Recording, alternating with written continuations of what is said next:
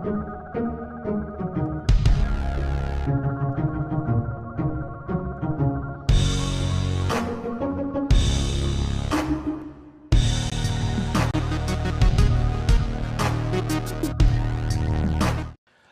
up, everybody? This is your Uncle Drewski for Motivation with Uncle Drew. Look here, guys. This week has been fairly great. I have a new friend here with me today. This guy keeps me a lot of company when I'm in meetings and moments when I'm high stress. So welcome my guy, Sparky, right? Say, hey, Sparky. And look, I have my gift that my goddaughter gave me. Ha! You know, I'm a godfather now. Her name is Aspen. Shout out to you, Aspen and Anisha. I love y'all. Mwah. So look, guys, as I was thinking today, right, I asked myself, this is the second time that we had to do this recording. Some things happened and everything got deleted. So I asked myself this question. I had a whole script. I had a different scripture that we were coming from previously where we already recorded. I think it was Tuesday. But I asked myself, could you still commit to the works of God even when it doesn't turn out the way you thought it should turn out? So for instance, could you still be committed? Could you still be dedicated? Could you still stand 10 toes down if things didn't turn out your way? Maybe you're on a basketball team and, you know, you had your first day of practice and you were told you're going to be on the starting lineup, then all of a sudden you have a torn ligament in your foot, right? So my thing is this: would you quit or would you still ride for your team? Will you still show up to the film room? Would you still do all those things needed to show that you're committed and in it for the right reason? And I'm saying that to say this: in life, as we always say, unexpected things happen to us when we least expect it. That's why it's called being unexpected. We never expected, we never thought it would happen. You could be living the best parts of your life, having all your cool toys, having a PS5, having all of these things, having all of this fun, and then suddenly something comes in and changes your life instantly, to where you have to adjust and just live a totally different lifestyle, or to where you were once going to this great school, but now something happened in your family or in your life to where you had to move away and go to school where you know nobody. What if unexpected things happen? How would you behave? So in our virtual classroom, we were talking about Saul on the road to Damascus, right? So as we said in the virtual classroom, even the first recording was about this, but it's going to be totally different. But next week, we're going to jump back on it. But as I was thinking, with the scripture, we're going to be in Acts 9 today, talking about Saul on his way to Damascus. And to think about him, we're going to take a look at it differently. Saul was a man who killed Christians. He was a man who, you know, they say he believed in the law, all of those things. He studied it, but when it came to Christ, he rejected it completely. And anybody who would stand up, anybody who would publicly say, I am a follower of Christ, Paul got them captured and killed. So one day, he was going to a place called Damascus.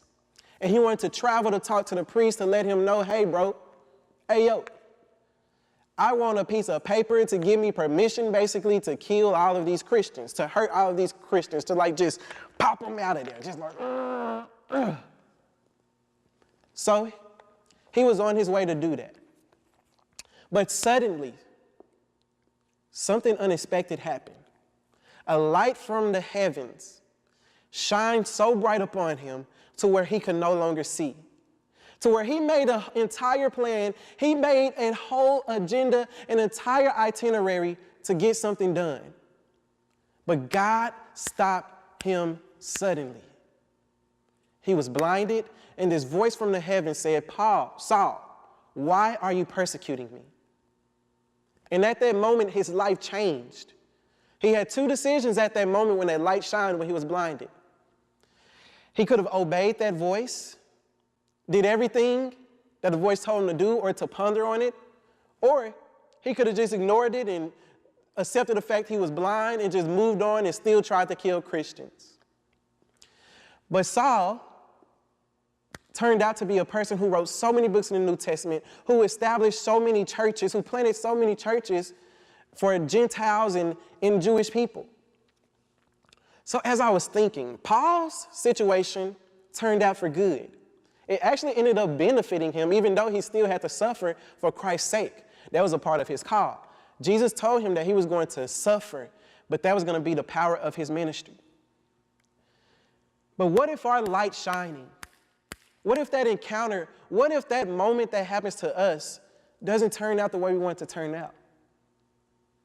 As I always say, what if that sickness affects my entire life? God, I'm only 8 years old or 10 years old, 15, 38, 70, however old I am. I had all of these plans for my life. I expected to be here and be there, but yet the only thing I got was F's or C's in school. I still haven't made the sports team. I still don't have a relationship with my parents. My parents or people around still don't tell me that they love me. People are still talking about me. I still can't seem to break my addiction, but yet I still want to serve you. But how does that work? How committed, how dedicated will you be when things don't turn out your way?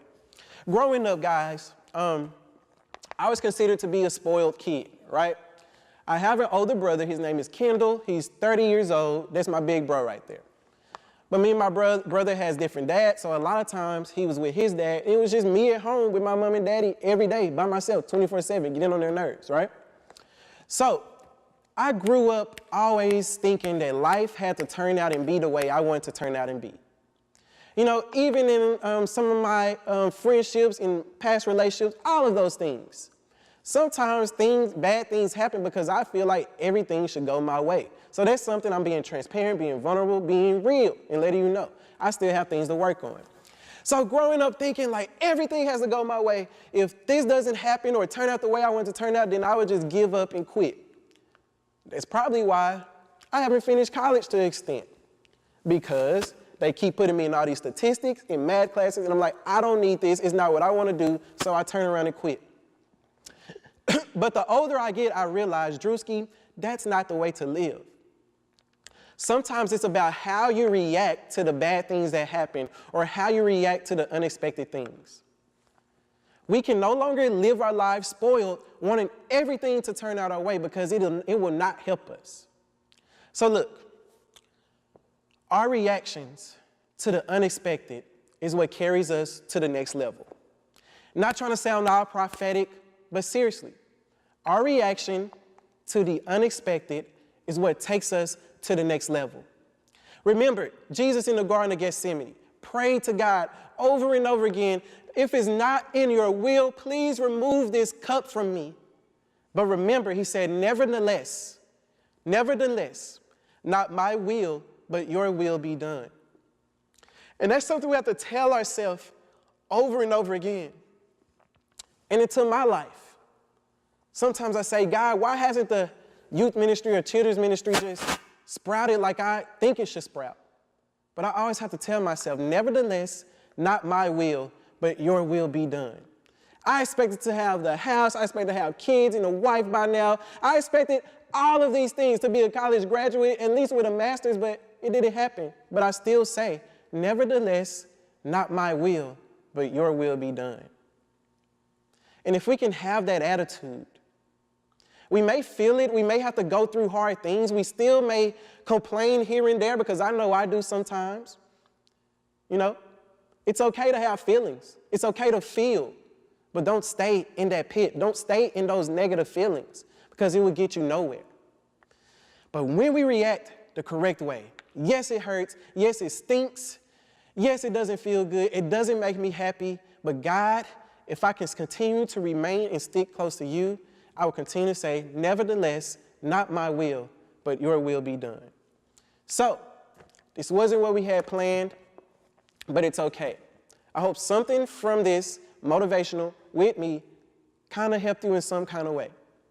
I just want you to know I love you guys forever. But wait, July 18th through the 21st at 6:30 p.m., that's a Sunday through Wednesday, we are having our VBS. Look, guys, we have a wonderful, amazing team who has been decorating, who has been getting all of the games, everything in order for this thing to be successful. As we know, we're all a team, and it takes a village to get things done. So shout out to the team who has helped me and pretty much done everything, right? But look, guys, VBS, July 18th through the 21st at 6:30 p.m. That is our VBS, and we're gonna have fun, we're gonna have games, we're gonna have food, all of those things, but most of all, we're gonna dig deeper in the world.